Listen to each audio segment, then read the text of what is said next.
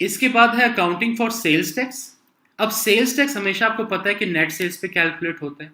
Let's see कैसे accounting करते हैं, कैसे इसका टी अकाउंट मेंटेन करते हैं।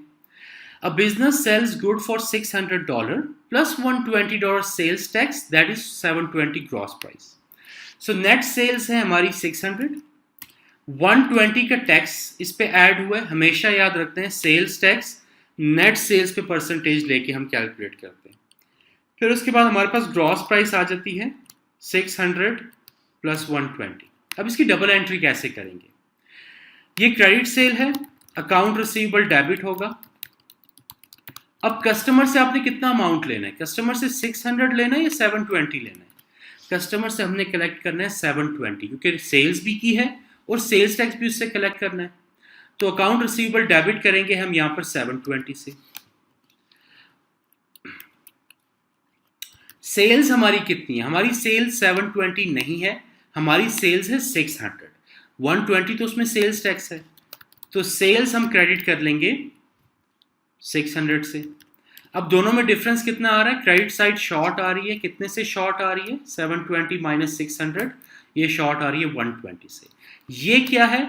ये आपका सेल्स टैक्स है, इसको आप क्रेडिट करेंगे। क्यों क्रेडिट करेंगे? क्योंकि सेल्स जब आप करते हैं और उस पर आप टैक्स कलेक्ट करते हैं, इसको आउटपुट टैक्स कहते हैं। ये आउटपुट टैक्स आप कस्टमर से लेते हैं और आपने पे बैक करना होता है गवर्नमेंट को। तो ये क्या होती है? लाइबिलिटी होती है, और लाइबिलिटी बाय नेचर क्रेडिट होती है। जब लाइबिलिटी इंक्रीज होगी तो वो क्रेडिट होगी। तो यहां पर ये क्रेडिट हो जाएगी, because this is your current liability to collect from the customer and pay back to government. इसी तरह a business purchase goods on credit for 400, हमने परचेजेस की 400 की। रिकवरेबल टैक्स आ गया यहाँ पे 80 का। टोटल ग्रॉस परचेजेस हो गई $480 की। अब सवाल ये है, ये क्रेडिट परचेज है तो कैसे रिकॉर्ड करेंगे? परचेजेस तो डेबिट हो जाएंगी। कितनी परचेजेस की है हमने? हमारी परचेजेस जो है वो सिर्फ और सिर्फ 400 है, क्योंकि 80 तो टैक्स है जो हम रिकवर करेंगे गवर्नमेंट से। इसके बाद अकाउंट पेबल हम क्रेडिट करेंगे क्योंकि लाइबिलिटी है। अकाउंट पेबल, ये सप्लायर को हमने कितना पे करना है? ये ग्रॉस अमाउंट पे करना है, purchase plus sales tax. Supplier को हमने पे करना है $480। अब दोनों का डिफरेंस क्या है? $80 यहां पर डिफरेंस आ रहा है या शॉर्ट आ रहा है डेबिट साइड पे। ये क्या है? ये आपका सेल्स टैक्स है, बट ये आउटपुट नहीं है, ये इनपुट टैक्स है। जब आप परचेजेस करते हैं उस पर आप सप्लायर को टैक्स पे करते हैं, और सप्लायर को टैक्स पे करने के बाद वो टैक्स का आप रिफंड लेते हैं अपनी गवर्नमेंट से। और जब आप एक्सपेक्ट कर रहे हैं कि आपको इसका, ये रिकवरेबल टैक्स है, इसका आपको रिफंड मिलेगा, तो ऑब्वियसली ये क्या है? आपका एसेट है, करंट एसेट है, क्योंकि आप एक्सपेक्ट कर रहे हैं, जैसे अकाउंट रिसीवेबल से आप एक्सपेक्ट कर रहे होते हैं कि आप पैसे रिसीव करेंगे, इसी तरह गवर्नमेंट से आप रिफंड एक्सपेक्ट कर रहे हैं, तो it's an asset. Asset by nature debit होता है, इंक्रीज होगा तो डेबिट होगा $80 से। ये क्या है? ये आपका करंट एसेट है। अब इसको हम रिकॉर्ड करते हैं आउटपुट और इनपुट टैक्स को सेल्स टैक्स में। ये सेल्स टैक्स अकाउंट है, ये डेबिट साइड है, ये क्रेडिट साइड है। क्रेडिट साइड पे आएगी आपकी टैक्स लाइबिलिटी, जो कि आपका आउटपुट टैक्स है $120 का। सो आउटपुट टैक्स $120 का। और यहां पर आपकी रिकवरेबल टैक्स है या टैक्स रिफंड है $80 का। ये इनपुट टैक्स की साइड पे आएगा, डेबिट साइड पे आएगा, क्योंकि ये आपका करंट एसेट है। ये आ गया 80 का।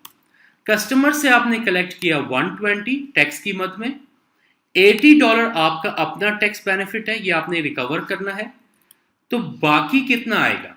दोनों साइड्स को देखते हैं कौन सी साइड शॉर्ट है। डेबिट आ रहा है 80, क्रेडिट आ रहा है 120। तो मतलब ये कि लाइबिलिटी 120 है, 80 आपका अपना टैक्स है जिसका आपने रिफंड लेना है। तो गवर्नमेंट को आप कितना पे करोगे? गवर्नमेंट को आप पे करोगे 120 माइनस 80, तो गवर्नमेंट को आपने पे करना है 40। ये क्या है?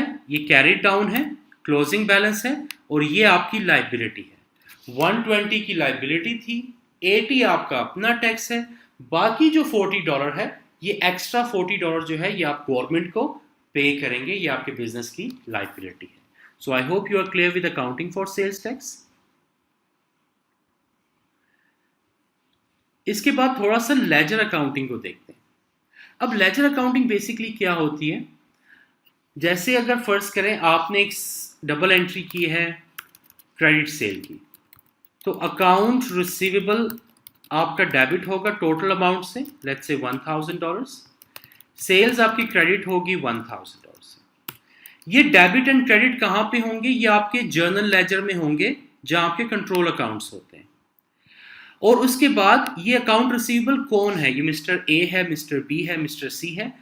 जो भी अकाउंट रिसीवेबल होगा वो इंडिविजुअली जाके रिकॉर्ड होगा आपके मेमोरेंडम अकाउंट में या मेमोरेंडम एंट्री अकाउंट में जाके वो रिकॉर्ड होगा।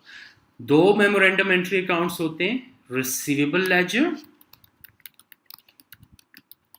And payable ledger. इसमें इंडिविजुअली जाके रिकॉर्ड होंगे बैलेंसेस एक एक कस्टमर के। ओके, अब यहां पर है S runs her own business as a sole trader. She has divided up the various accounts: cash book, receivable ledger, payable ledger and journal ledger. Journal ledger में दो accounts हैं उसके, receivable control account and payable control account. अब ये transactions हुई हैं। A, R, the landlord is paid 2,300 rent by check. The liability had not previously been accounted for. हमने rent पे किया। rent पे की क्या एंट्री होगी, आपका जर्नल लेजर में जो रेंट अकाउंट होगा एज एन एक्सपेंस डेबिट होगा, क्रेडिट होगा आपका कैश। ठीक है, अब क्योंकि ये कैश ट्रांजैक्शन है तो ये कैश बुक या कैश टी अकाउंट में रिकॉर्ड होगी इन जर्नल लेजर। मेमोरेंडम अकाउंट जो कि रिसीवेबल लेजर या पेबल लेजर होता है, वहां क्या रिकॉर्ड होगा, वहां कुछ भी रिकॉर्ड नहीं होगा क्योंकि ये रिसीवेबल लेजर में आपकी क्रेडिट सेल्स या अकाउंट रिसीवेबल रिकॉर्ड होते हैं, पेबल लेजर में आपकी क्रेडिट परचेजेस रिकॉर्ड होती हैं। So there is no need to record anything here. So सिर्फ total balances debit and credit journal ledger में चले जाएंगे। Okay, B, 395 of goods are sold to L B on credit. Credit sales की है तो account receivable debit होगा in journal ledger in receivable control account and credit होगा sales in sales account.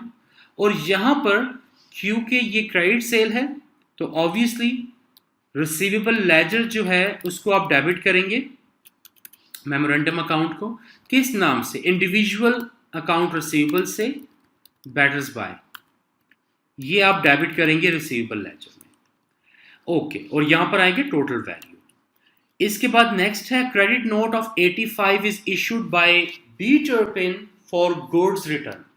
आपने sale किया है और अब वो कस्टमर ने आपको रिटर्न कर दिया, इन रिटर्न आपने क्रेडिट नोट दिया। जब सेल्स होती है तो क्रेडिट होती है, जब सेल्स रिटर्न्स होंगी तो ये डेबिट होगा। सेल्स होती है तो अकाउंट रिसीवेबल डेबिट होता है, जब रिटर्न होगी तो अकाउंट रिसीवेबल आपका क्रेडिट हो जाएगा। और मेमोरेंडम क्योंकि ये रिसीवेबल से रिलेटेड है तो ये ऑब्वियसली रिसीवेबल लेजर में भी इंडिविजुअली जाएगा। इंडिविजुअली कैसे जाएगा, ये जो रिसीवेबल है पी टर्पिन, इसको हमने क्रेडिट करना है रिसीवेबल लेजर में। इसके बाद नेक्स्ट है, अगर आपको इसमें थोड़ी मुश्किल हो रही है तो आप वो स्लाइड ओपन कर लो साथ में, जिसमें वो एरोज मैंने ड्रॉ किए हुए जहाँ पर आपको बताया कि कौन सा कंट्रोल अकाउंट में जाएगा, कौन सा रिसीवेबल लेजर में जाएगा फ्रॉम सेल्स डे बुक और परचेज डे बुक। तो उन एरोज को आप देखें तो आपको समझना बहुत ईजी लगेगा। D, 2345 of goods are purchased for resale from G on credit. तो हमने इन्वेंट्री बाय की है क्रेडिट पे तो परचेजेस डेबिट हो जाएंगी एंड ये क्रेडिट पे है तो अकाउंट पेबल आपका क्रेडिट हो जाएगा टोटल अमाउंट से। और क्योंकि यहाँ पर क्रेडिट इन्वॉल्व है, अकाउंट पेबल है, तो पेबल लेजर में इंडिविजुअली भी हम सप्लायर का नेम रिकॉर्ड करेंगे। क्या नाम है, गिलरॉय। सो गिलरॉय के इंडिविजुअल पेबल लेजर में हम इसको क्रेडिट करेंगे एज अ लायबिलिटी। इसके बाद है equipment costing 12,500 is purchase by business by cheque. Cash pay हमने इक्विपमेंट बाय किया सो इक्विपमेंट डेबिट होगा, कैश क्रेडिट होगा। यहाँ पर कोई क्रेडिट रिसीवेबल या पेबल नहीं होगा तो मेमोरेंडम में कोई भी ट्रांजैक्शन नहीं रिकॉर्ड होगी। F, an invoice of $86 is received being the installation charge for the equipment. A check is issued for this amount. आपने जो इक्विपमेंट लिया था उसकी इंस्टॉलेशन कॉस्ट दी है, ये इक्विपमेंट लेने के लिए नेसेसरी है, so this is a capital expenditure, तो ये इंस्टॉलेशन कॉस्ट है, ये एक्सपेंस नहीं होगी बल्कि इक्विपमेंट के अकाउंट में इसको एज ए इंस्टॉलेशन कॉस्ट हम ऐड करेंगे। कैश पे कर दिए तो कैश क्रेडिट होगा, और रिसीवेबल या पेबल इन्वॉल्व नहीं है तो मेमोरेंडम पे कोई इफेक्ट नहीं जाएगा। The 2, 3, 4, 5 owing to Gilroy is paid by check. ये जो ट्रांजैक्शन थी इसकी हमने पेमेंट कर दी तो ये एंट्री रिवर्स हो जाएगी, अकाउंट पेबल आपका डेबिट हो जाएगा, परचेज रिटर्न ये परचेजेस आपकी क्रेडिट हो जाएंगी। अब यहाँ पर क्योंकि आपकी ये इनिशियली आपकी क्रेडिट ट्रांजैक्शन थी जिसकी अब आपने पेमेंट कर दी है, सो अकाउंट पेबल को डेबिट करना होगा, तो ये गिलरॉय के जो इंडिविजुअल अकाउंट होगा उसमें जाके हम डेबिट भी करेंगे। So I hope you are clear with this. Next chapter में हम पूरा अकाउंटिंग साइकिल के लिए केस स्टडी करेंगे जिसमें ये सारे control accounts, memorandum accounts, cash accounts, ये सारे उसमें हम बनाना सीखेंगे। फिर आपको और उसमें हम ट्रायल बैलेंस भी बनाएंगे, फिर इनकम स्टेटमेंट बैलेंस शीट भी बनाएंगे, तो उससे आपको बहुत अच्छा आइडिया हो जाएगा कि ये पूरे का पूरा अकाउंटिंग साइकिल कैसे रन होता है। ओके।